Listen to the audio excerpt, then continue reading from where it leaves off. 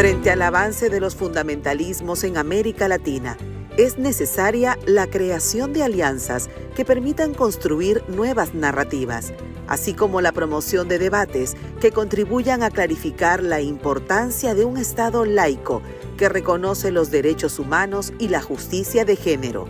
El pasado 4 y 5 de julio se desarrolló en Lima, Perú, el Taller Nacional Repensando el Estado Laico y los Fundamentalismos en América Latina, como parte de la promoción de alianza entre organizaciones basadas en la fe. Articulación de procesos en torno al debate sobre fundamentalismos y Estado laico. Nos hemos dado cuenta que las alianzas con organizaciones basadas en la fe, con iglesias, son sumamente importantes para hablar sobre este tipo de temas, porque ellas tienen el lenguaje religioso, nosotros tenemos el lenguaje de derechos, pero estamos hablando hacia el mismo lado, estamos hablando hacia la justicia de género, entonces por eso es muy importante la articulación de diferentes sectores, y por eso nos sentamos a pensar la academia, la fe y los derechos sobre el Estado laico.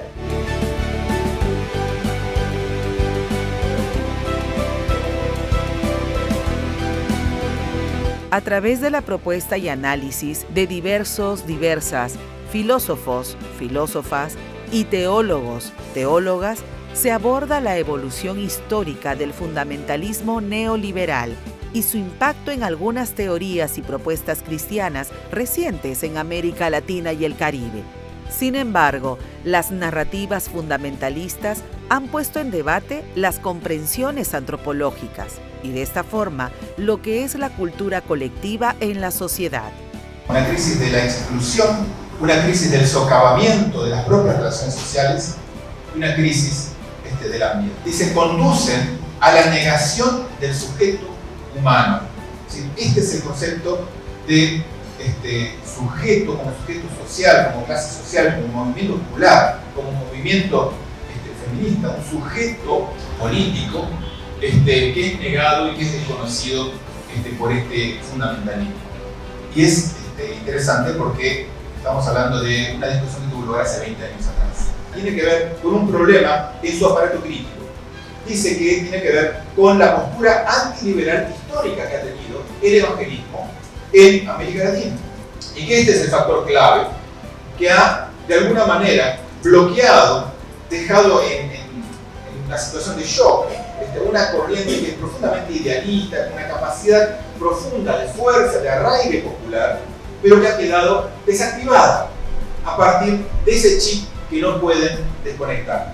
Entonces necesitan y siguen pensándose en términos antiliberales.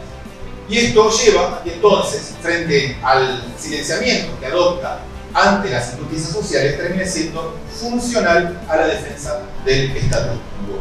Y ante la avanzada de la articulación religiosa fundamentalista, entonces queda esa situación como funcional al proceso que desarrolla los fundamentalismos. No se permite tantas veces esta dificultad de diferenciación para los colectivos populares.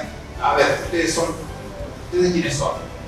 ¿No? ¿Dónde está la diferencia entre ustedes y lo que dicen nosotros?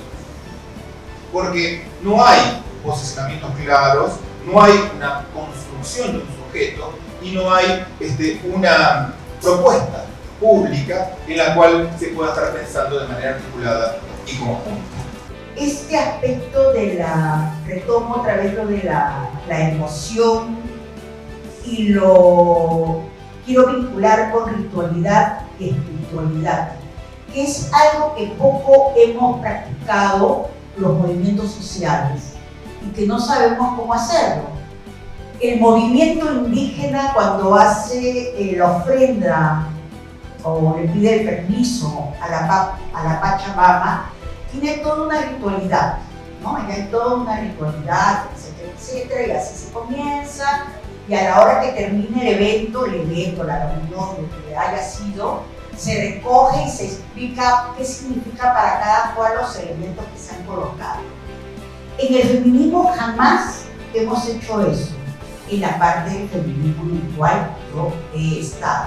Cuanto más desigualdad hay más corrupción. Entonces, los fundamentalismos se sirven de eso.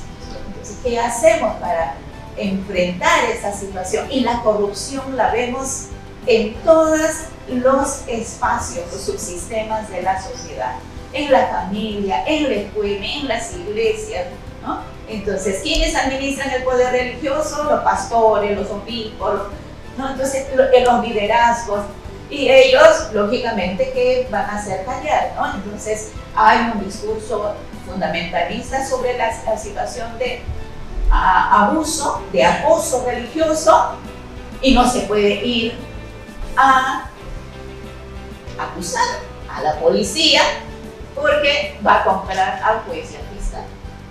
Entonces, ¿cómo hacemos esa alianza? ¿Cómo hacemos esa interseccionalidad entre democracia, sí, pero también trabajar el tema de la corrupción, el tema de la justicia de género? Porque, claro, eso lo vimos en justicia de género, pero más allá, profundizarlo, ¿no?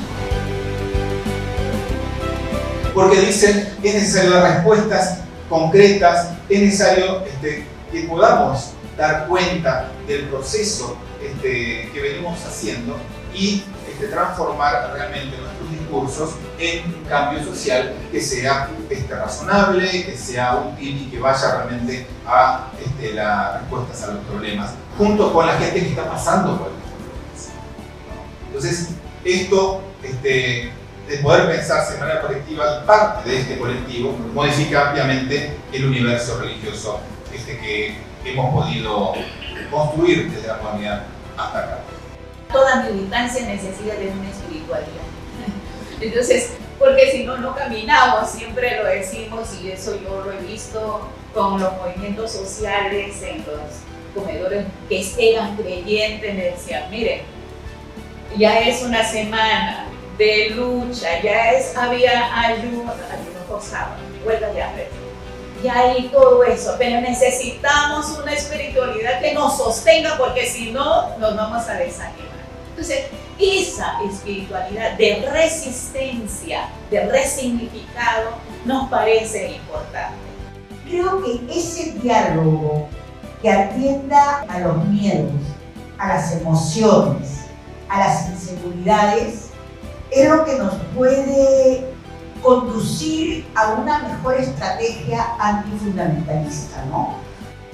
Recomendaciones. Pensar en un espacio de alianza basado en el reconocimiento de la legitimidad de sus integrantes, con prácticas que favorezcan el diálogo y el logro de acuerdos. Considerar a la democracia como tema común incluyente de la alianza, junto a la laicidad, justicia de género y libertad religiosa, entre otros.